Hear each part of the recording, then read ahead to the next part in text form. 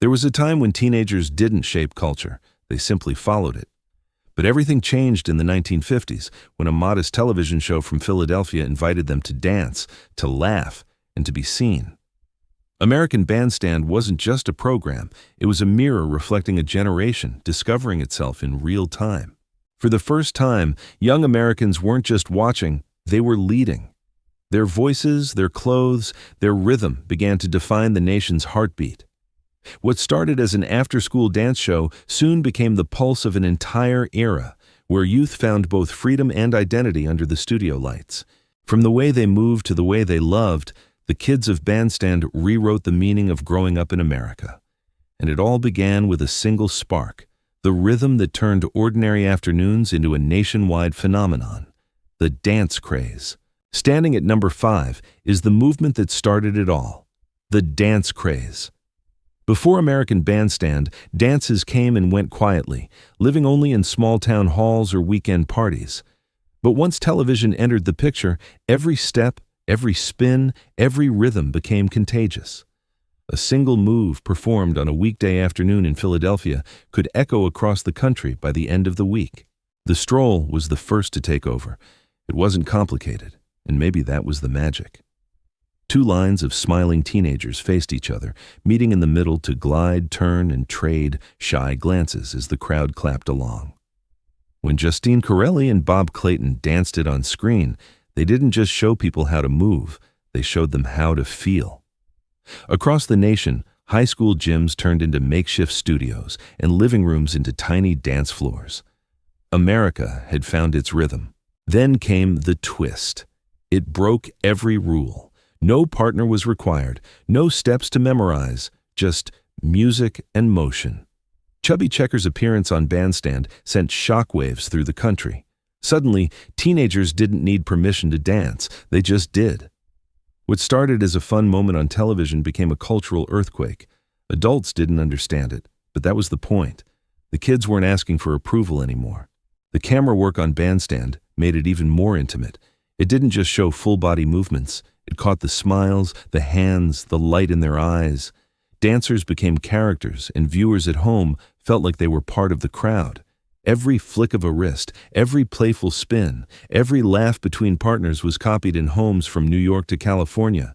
Soon, jukeboxes were filled with songs built for these dances. Teen magazines published step-by-step guides. School events proudly advertised bandstand-style dances. What had once been local tradition turned into a national language, one made of rhythm, movement, and joy. But beneath the fun was something deeper. These dances were freedom disguised as choreography. They said, "We belong to this time and no one else can take it from us." And once America learned to move differently, it began to look different too. Because when rhythm takes hold, fashion always follows. Standing at number 4 is the revolution that didn't begin with words, but with fabric. Before American Bandstand, fashion belonged to movie stars, department stores, and adults who dictated what was proper. Teenagers didn't have a style of their own until the cameras turned on and revealed what youth really looked like. In the glow of that Philadelphia studio, America discovered a new kind of elegance. Girls spun in circle skirts that flared like blossoms with every turn, their shoes tapping the rhythm of rock and roll. Boys wore crisp shirts, narrow ties, and perfectly polished saddle shoes. It was clean, coordinated, but alive, a mix of respectability and rebellion. Viewers at home didn't just see clothes, they saw confidence, movement, and something unmistakably fresh. Stores across the country caught on fast. Display windows filled with bandstand-style dresses and sweaters. Labels used phrases like "as seen on TV" to sell the look. Teenagers, for the first time in American history, dictated what fashion meant. They no longer wanted to dress like their parents. They wanted to look like themselves. Some faces on the show became accidental icons. Arlene Sullivan with her neatly pressed skirts, Frani Giordano with her effortless charm, Bunny Gibson with her playful energy. They turned everyday clothes into dreams. None of them were trying to set trends, but their authenticity did it for them. Photographers from teen magazines began showing up at the studio, snapping pictures of the latest outfits to publish in nationwide spreads. Suddenly, the teenage closet became a symbol of identity, not imitation. And it wasn't just the clothes. Hair and accessories followed. Girls tied scarves that matched their skirts, wore ponytails that bounced as they danced, and smiled with a kind of freedom that money couldn't buy. Boys adopted sharp jackets and cuffed jeans, clean enough for television, but casual enough to move in. Every detail mattered, not because it was expensive, but because it was theirs. Fashion had become a conversation between the screen and the streets. American Bandstand made style democratic. If you could see it, you could wear it. By the early 1960s, youth fashion had stopped following the rules and started writing them. The show didn't just broadcast music, it broadcast the idea that being young was something worth celebrating and showing off. But the spotlight didn't stop at clothes. Because soon, America wouldn't just watch what these teenagers wore. It would fall in love with who they were. Standing at number 3 is the phenomenon that changed entertainment forever: the birth of the teen idol. Before American Bandstand, fame belonged to adults, movie stars in suits, jazz singers in smoky lounges, crooners who sang of a life teenagers had yet to live.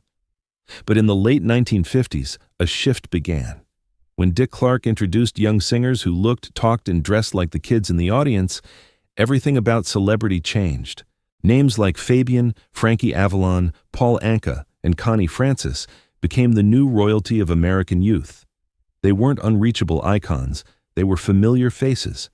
Their voices carried innocence mixed with yearning, their songs speaking directly to a generation learning how to love, dream, and grow. When they smiled through the television screen, every viewer felt it personally, as if they were singing just for them. Bandstand didn't just play their records, it created their myth. Dick Clark introduced them not as distant stars, but as friends. The camera caught the nervous laughter, the polite, "Yes, sir," and "Thank you," the sincerity that felt real in a way Hollywood rarely was. The crowd in the studio wasn't just watching, they were part of the performance, feeding the energy that would launch these young artists into national stardom.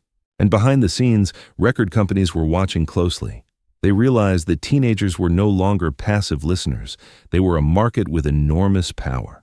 A smile on Bandstand could sell a record, a hairstyle, even a dream. Fan clubs erupted across the country. Letters flooded the studio by the thousands. Some girls fainted just at the mention of a name. It was the beginning of a new kind of fandom, emotional, loyal, and endlessly devoted. Even the show's own dancers weren't immune to stardom. Kenny Rossi, Pat Molidieri, and others who appeared daily became as beloved as the singers themselves. Their fame wasn't built on records or movie deals, but on authenticity. Teenagers watching at home saw themselves in those faces and believed that maybe one day they could be up there too. Dick Clark understood the balance perfectly. He kept the tone wholesome, clean, and approachable, turning teenage excitement into something parents could still trust. That mix, youth energy and adult approval, made Bandstand unstoppable. But fame was only the surface. What mattered more was what that fame represented, a generation finally realizing it had a voice and the confidence to use it. And that brings us to number 2, the rise of youth identity and how Bandstand taught America to listen. Standing at number 2 is the most profound change of all, the birth of youth identity. Before American Bandstand, teenagers existed in silence. They were told what to wear, what to listen to, what to believe. Society expected them to blend in, to wait quietly for adulthood. But then came the music, the cameras, and the invitation to dance. And suddenly, the quiet generation began to speak, not with words, but with movement. Bandstand gave them something no one else had: visibility. For the first time, young people saw other young people on national television, laughing, talking, and being themselves. It wasn't about rebellion, it was about recognition. The show became a mirror, reflecting not who adults wanted them to be, but who they already were. Every smile, every step, every beat said, "We exist. We matter." Each afternoon, millions of teenagers tuned in to find a reflection of their own lives. They saw kids from different schools, neighborhoods, and backgrounds, all sharing the same music. Carmen Jimenez represented a growing Latino pride, Joanne Montecarlo brought warmth and humor, and Kenny Rossi embodied the effortless cool that boys across America tried to imitate. Together, they became symbols of unity in a decade still divided by race, class, and expectation. Bandstand wasn't political, but its presence was revolutionary. It quietly introduced diversity to homes that had never seen it before. It proved that joy and rhythm belonged to everyone, that music could dissolve boundaries faster than any law or speech. Even Dick Clark understood that the show's power lay not in preaching change, but in showing it. And behind the dancing, a deeper message spread. Individuality wasn't selfish, it was strength. Teenagers began to define themselves not by their parents' rules, but by their own values, their own rhythm. They discovered that identity was something you built, not inherited. The youth watching Bandstand grew up to become the generation that reshaped America, the voices that would soon march, sing, protest, and create. But it all began here, on a small TV screen where kids learned that being young could mean something powerful. Because once you've learned that your voice matters, you can never go back to silence. And at the heart of all those voices, beneath the music, the fame, and the fashion, was one timeless language that every teenager understood: love. That brings us to number 1, teen romance and innocent love. Standing at number 1 is the most unforgettable trend of all: the rise of teenage romance. It wasn't scripted or staged, and that's what made it real. On American Bandstand, love unfolded in its purest form. A nervous glance, a shy smile, a hand reaching for another as the music played. Viewers across the country didn't just see teenagers dancing, they saw themselves, their first crush, their first heartbreak, their first taste of something larger than youth itself. Couples like Arlene Sullivan and Kenny Rossi, Justine Carrelli and Bob Clayton, or Frani Giordano and Billy Cook became symbols of that innocence. They weren't actors reading lines. They were kids caught up in genuine affection, broadcast live into millions of homes. When they danced the Stroll together, there was something honest in their rhythm, something tender in the way they smiled between beats. It was young love, unpolished and unforgettable. For a generation watching through the glass of a television screen, these moments were magnetic. Parents might have seen a dance show, but teenagers saw hope, a vision of connection that felt possible and pure. In an age before dating apps or celebrity gossip, Bandstand showed that romance could still be simple. 2 people, 1 song, and 3 minutes that seemed to last forever. Dick Clark often said that what made Bandstand special wasn't the music, it was the people. The laughter, the friendships, the moments when real emotions slipped through the choreography.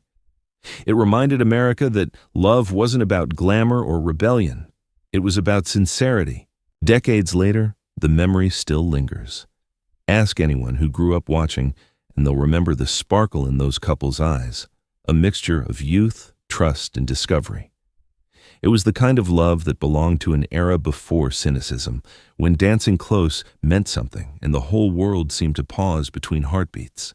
American Bandstand didn't invent teenage love, but it gave it a stage. Every turn, every step, every song became part of a collective memory that would never fade. And even after the cameras stopped rolling, that feeling, the warmth, the wonder, the innocence, never really left. It became part of who we are, a rhythm still playing quietly in the hearts of those who remember. But Bandstand's legacy wasn't just emotional, it was cultural, lasting far beyond its final broadcast. Because some movements end, and others become the world's rhythm forever. Decades have passed since the music faded from the Bandstand studio, but its heartbeat never stopped. Every generation since has carried a piece of it, the rhythm, the freedom, the belief that being young means shaping the world in your own image. What began as an afternoon dance show became the blueprint for modern youth culture, long before anyone called it that. You can still feel it today. Every viral dance, every teenager recording themselves in a bedroom mirror, every trend that spreads overnight, they're all echoes of what happened in that Philadelphia studio. The cameras may be smaller now, the screens sharper, but the energy is the same. Teenagers still want to be seen, to belong, to say, "This is who we are." That was the true gift of American Bandstand, not just music or movement, but the permission to exist proudly in the spotlight.